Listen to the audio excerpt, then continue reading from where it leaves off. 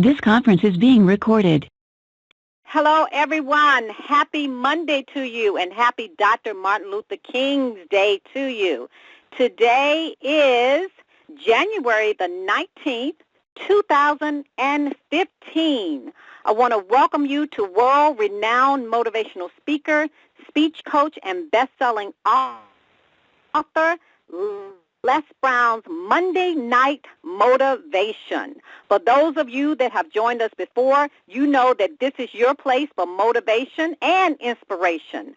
I am Anita Hicks, your host, performance strategist, and life coach. I am joined by my co-host, Stacey N.C. Grant, empowerment specialist, who will share with you at the end of the program how to stay connected with Les Brown and the Platinum Speakers 7 days of the week. Thank you so much for investing in yourself and joining us tonight. Mr. Brown, how are you? I'm better than good, better than most, and sometimes even better than that, moving in the right direction. Sounds wonderful, wonderful. Well, happy Martin Luther King's Day to you, the day of service, and honoring such a great legacy. So happy MLK Day to you. Thank you. I appreciate that, and same to you and Stacey. And I'd like to thank all the people that's on the call with us tonight. I want to talk to you about, as we look at this day we celebrate, Dr. King, because his goal and dream was to help us have the opportunity to participate in the American dream. The American dream, a time when I remember the floor of the bus, and if you're African American, you couldn't sit at the front of the bus. You had to go past that line and sit at the back of the bus. I remember as a kid walking on Miami Beach with my mother, a white person was approaching you. You had to step off the sidewalk so that they could pass. He could see, he could hear everything. And he studied the shadows on the wall. And he trained himself how to tell time. He got snippets of conversations and the time that Barney came on and the time that Barney went off. And he trained himself, looking at the shadows on the wall, getting snippets of conversations. He trained himself on how to tell time. Here's something else. Take charge of your thoughts. He was a prisoner in his own mind, and his mind would attack you. You're nothing. No one will ever want you. You're in here. You are invisible. You are worthless. And what he did, he trained himself to back away from his thoughts and go to a place in his mind to watch his thoughts. And he taught himself to face the reality that he had thoughts. He was a thinker who was thinking the thoughts, but he was not his thoughts. Many times, you're going to have thoughts of that nature as well. See, we can't control the thoughts that come in our minds, but we can control the thoughts that we dwell on. And so that's what Martin did. Not only did he find a way to make it possible for him to learn how to tell time by studying the shadows on the wall and watching Barney every day, but he trained himself how to go to a space in his mind to watch his thoughts so that he would not get into a deep, irreversible sense of depression. He controlled his mind. That's the one thing that we can control. We can control our minds. And when you're pursuing goals and dreams, you're going to have to control your mind, because there are things that will happen that will tell you you can't do this. You'll tell yourself that you can't do it, that you're wasting your time, you're wasting your energy. You'll have people around you telling you you can't do it. You'll have mishaps taking place. Murphy's Law that says if anything can go wrong, it will in that worst possible moment. You have circumstances and events that will take place that will tell you, go back. You can't do it. You can't have this. Stop wasting your time. Some of you have already gone through that. Some of you are right there right now fighting some negative thoughts. I've gone through that myself, dealing with a variety of things. And I'm saying to you, we can't control the thoughts that come in our minds, but we can control the thoughts that we dwell on. Here's something else. Get someone in your life who will become an advocate for you, someone that will fight for you, someone that can see some things for you that you can't see for yourself, someone that will help make things possible for you to do. One of the things that I'm clear about, you can't make it by yourself. I think it's important that as you think about your goals and dreams for 2015, if you're serious about this being a new year for you, you've got to get a new set of friends, people who bring some skills and knowledge and abilities and resources to the table that you don't have. I'm doing that right now as we speak. You want new results? Get some new relationships. Ask yourself, who can I count on and who should I count out? And this nurse said to his family, take him to this diagnostic center where I work and let them give him an examination. I believe that he can hear us. I believe that there's consciousness there. And finally, the family relented. Finally, the family took him to another hospital. They gave him a test, and the test showed there was awareness. The test showed there was intelligence. And to make a long story short, Martin now talks through a computer. Martin now is married. Martin now went to college. Martin now has his own business. Martin now has authored a book. And Martin was told, and his parents were told, that Martin was beyond hope. They said, after examining Martin, that he had zero intelligence. He had the intelligence of a 3-month-old child. They said that he is a vegetable. They said about Martin, take him home, make him comfortable until he dies. That's what these trained people said. He's beyond hope. There's no hope for him. He has zero intelligence. He's a vegetable. Take him home, make him comfortable until he dies. And now Martin is a source of inspiration for people. Now Martin is married and there's petitioning to learn how to drive. Martin is living his dream. He still cannot talk, but he talks through a computer. And he says he doesn't worry about ever speaking on his own. He said he's accepted himself.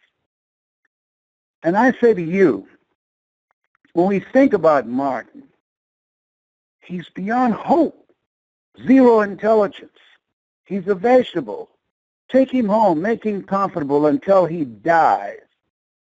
I'm saying to you, what that says to me, regardless of what has been said to you, regardless of what you have working against you, regardless of what the odds are, regardless of what the adverse circumstances are, I'm saying judge not according to appearances, regardless of the mistakes and the failures and the setbacks and everything that you have gone through and all the stupid mistakes that you have made and I have made. The final chapter for your life and my life has not been written yet. The verdict is not in yet. That there's so much for you to do. There's so much living for you to do. And that as you look at yourself and look at where you want to go, don't give up on your dream because of what people have said about you. Don't give up on your dream because you might not have the credit that you want, or you don't have any money in the bank, or you're behind on your bills, you're ducking creditors. Don't give up on your dream because you've gone through foreclosure or been laid off from your job or going through a divorce, or you've been left to fend for yourself with a house full of children. Don't give up on your dream. If family members and so-called friends have turned their backs on you and they told you that you can't make it, that you are nothing and you'll never be nothing, don't give up on your dream because it's not over until you win, because the verdict is still out. You have another chance. You can develop another skill. There's somebody that's waiting to open a door for you. They're waiting for you to knock or should show up. Don't give up. No. It doesn't matter. I heard a guy say something, when you're down to nothing, God is up to something. Don't give up on your dream. when you hold the vision of what it is you want to create, you'll begin to magnetize and bring into your life experience people, angels. I believe in angels. That's what happened. A nurse looked at him and said, there's something there. Sometimes you need to take another look at your situation. Take another look at your life. Take another look at your relationships. Take another look at where you are.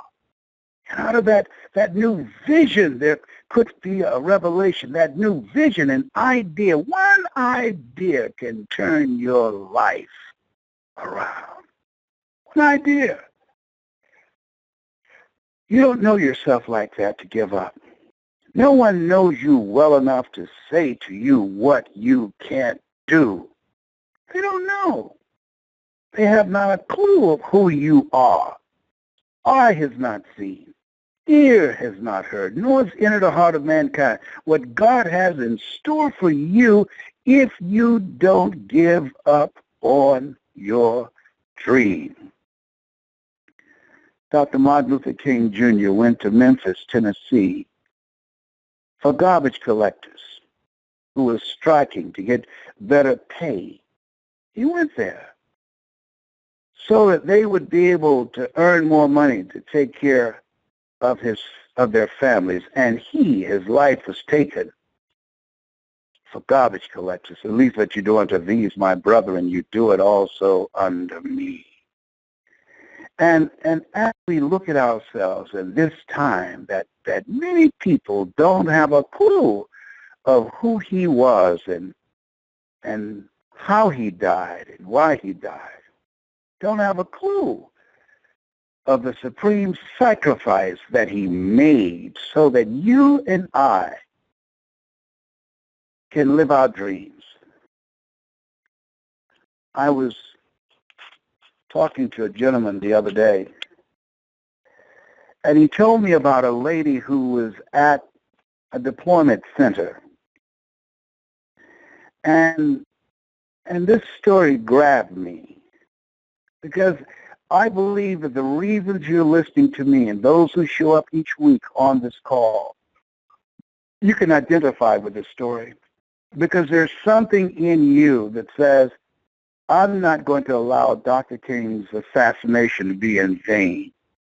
I'm not going to go through life living small and coming up with excuses on why I can't live a higher expression of myself, why I can't go for the big life and live a larger life, why I can't get outside of my comfort zone. I want to be one of those individuals that I can live my life as Helen Keller said, your life should be a daring adventure or it's boring. I want to live a life that's meaningful.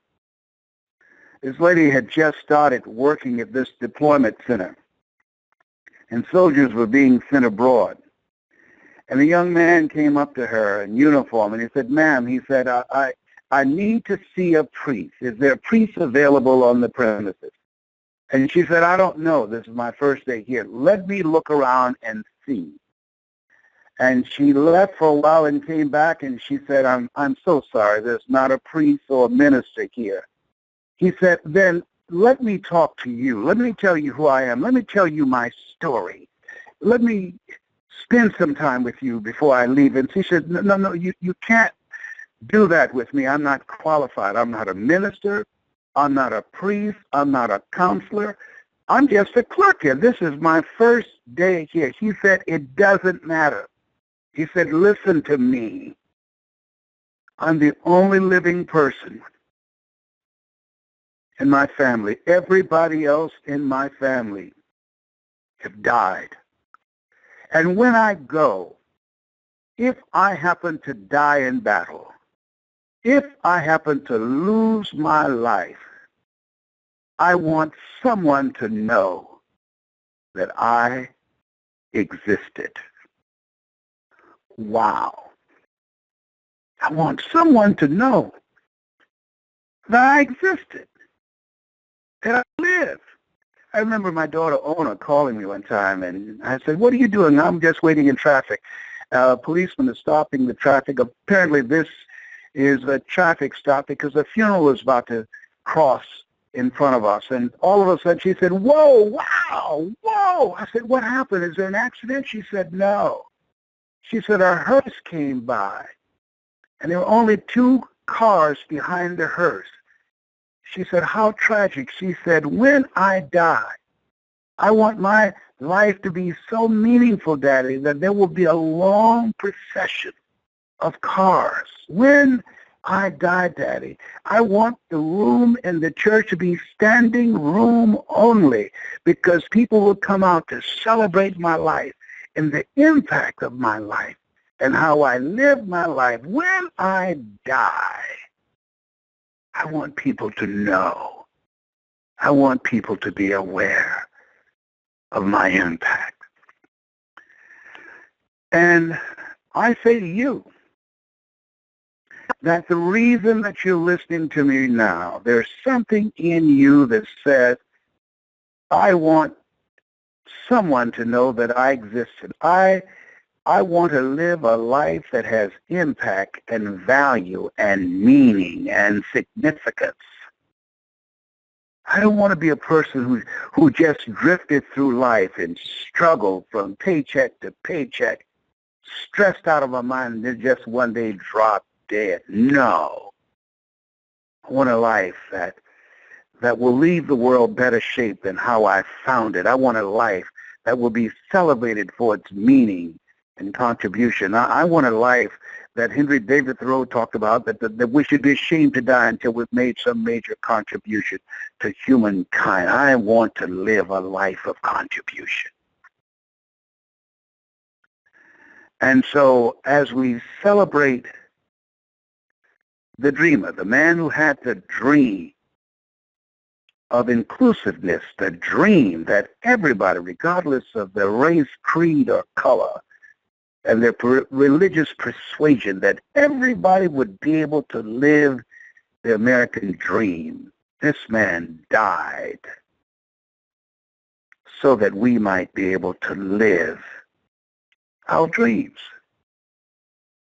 Our dreams. What is your dream?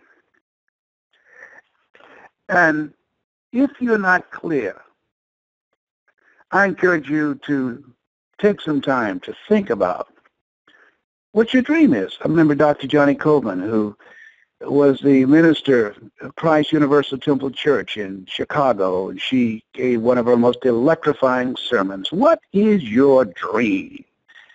And you know, most people don't have dreams. Most people don't have dreams. Doing just enough to get by, doing just enough to survive. I don't believe that Dr. King and all of the people who had dogs sicked on them, all of the people who went to jail, all the people who were lynched, I don't believe they died so that we could just survive, so that we could rob Peter to pay Paul, so we could just get by. No. No. We're here for a reason. You are here for a reason. There's something in you. There's a dream in you. There are dreams in you. There are talents in you. And there's the ability and the power in you to make them become reality. Think about that as we celebrate the dreamer. And we now have the opportunity to live the dream that he did not have an opportunity to live. You have something special. You have greatness within you. Live your life in such a way that people will know that you existed. That's my story, and I'm sticking to it. Nita? Wow, Les, this is the other half of your Monday night. Dr. Stacey is the grand is doing just that, living her dream, taking care of a little bit of business. So I am responding to this awesome message. I mean, Les, what you said was so important on so many levels, talking about the story of Martin and how you instructed all of the listeners to go and hear for themselves just the incredible story. You know, as I heard you talk, Les, about your own experience and what you went through in Miami, and I'm just reflecting on this amazing weekend, going to see Selma, having my son today participate in an oratory contest in honor of Dr. Martin Luther King Jr. And Les, let me tell you, your work is so powerful. You know, I talk a lot about how the boys, because of what I do with you, they're so familiar with Uncle Les. But today, he shocked me. He wrote his own presentation, and he instructed the audience that every time he said MLK, they were to respond, make love known. And I watched in awe my 17-year-old son give a message today talking about the lessons that Dr. King taught, and not only what he taught, but how we put it into action. And all I could think about was, wow, when Dr. Martin Luther King looks down, when many of those whose names you don't know look down and can see a glimpse of someone like Martin, someone like you, Les, someone like my son, honoring the life that they lived so that we can have this freedom. I am so full and I'm so grateful, because this is why we must do this work. This is why your voice is so important in our world, knowing what our dream is, to make a difference, to have that contribution. And if that 17-year-old young man that I watched today was able to do that, not because I'm his mother, but because of a young man of color being that confident and that assured of the charge that is on his life because of the sacrifice that was made for those, by those who came before him, I can go to sleep tonight saying, wow, this is why I'm living my dream. So I want to thank you, Les, because it's because of your inspiration, your example, your leadership, and your consistent delivery of the greatness inside of you, that not only those who tune into this call every Monday, Anita and I, as we do this work, but it will translate and it will permeate through all those that we come in contact with, including our family. Yes, and you know, the good thing about what we're doing is that young people are watching. There's some young people of consciousness, like your son, that are watching. I remember Father Thurl Gibson in Miami, Florida. He was first African-American on the city council. I never met him. I went to school with his son. But I remember when the Miami Herald demanded of the NAACP to turn in their membership list. And during that time, they said if you were part of the NAACP, you were a communist.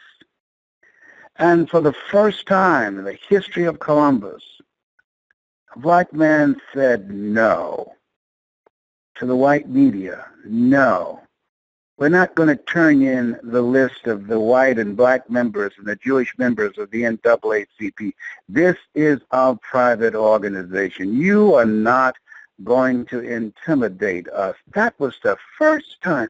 And when I think about when I went to Columbus, Ohio, and when I was in Chicago and I editorialized against police brutality in Merritt Daily, and when I lost my job on September the 22nd in Columbus, Ohio, 1978, for controversial editorials that I put on the air and leading demonstrations of 5,000 and 10,000 people protesting the injustices that were taking place in that community. I thought about how he impacted me, how he touched me. I never met him, but I saw him and I identified with him. And years later, his spirit was in me. Years later, when I spoke in the Ohio legislature, years later, when I was leading demonstrations, I had no idea there was a part of him that became a part of me. And I think that there's a mandate on all of us to look at our lives and ask the question, what difference am I making? What is my contribution? How will I leave my mark? What will my legacy be? What will be different because I was born? And as we begin to reflect on those things, it's very important to realize that we have a work. There's something that we are supposed to do.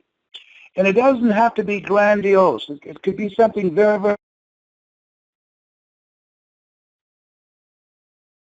Okay, there was a little technical challenge, but we're back, and Les is back, and you know this good news is going to go forward regardless of technology. Mr. Brown, are you there? Yes, I am. Can you hear me? We can hear you loud and clear. Okay, what I was saying is, and I might lose you because I want to pull something up, and can you still hear me? I can still hear you. Very good. All right. I want to read something to you about the work that we do and how important this work is. And when we think about the fact that each week what we're doing is giving people hope. Each week we're giving people methods and techniques on how they can begin to approach their lives differently. And sometimes you can believe that what we're doing does not matter and that people are not listening and that there is no impact and there's no value in what you're doing. And I think that as we do the best we can with what we have, that those people who are supposed to hear us, they will hear us and they will show up. And so I wanted to read something to you. Are you still there? Still here, Les. Go right ahead. Good. I want to read something to you, and I don't want to call the person's name, so I'll say Marvin. Hi, my name is Marvin. I'm a founder and an entrepreneur of an institute. I nearly hang myself because of the rejections and failures I've gone through in life. But upon watching your videos and listening to your Monday night calls, I realized that it is possible for me to have a new life, for me to have hope, and that I can make things happen my way. And just like the energy and thinking I had dedicated to plan my suicide, I can equally put the same energy into writing a book and make my business big. I now know that it is possible. I'm writing 2 books, and I will like only one person to forward those books, and that is you, just for saving my life, giving me purpose, and stopping me from hanging myself. Wow. God. Wow. That just took my breath away. And I say this is why I do this work. This to me, I've had people say, you don't get paid to do these Monday night calls. Why do you do this? It's not about the money. I believe that what we're doing, it's a ministry in and of itself. What we're doing, we're giving people hope, and when there's hope in the future, that gives you power in the present. That what we're doing, that you have a spiritual tribe, and they will listen to you not only in their ears, but through their heart. And as you speak, you will give them a larger vision of themselves. As you speak, you will allow them to be able to cast a vision in the future that they can begin to manifest and develop the mental resiliency to turn their lives around. As you speak, your words will carry them through some tough times. I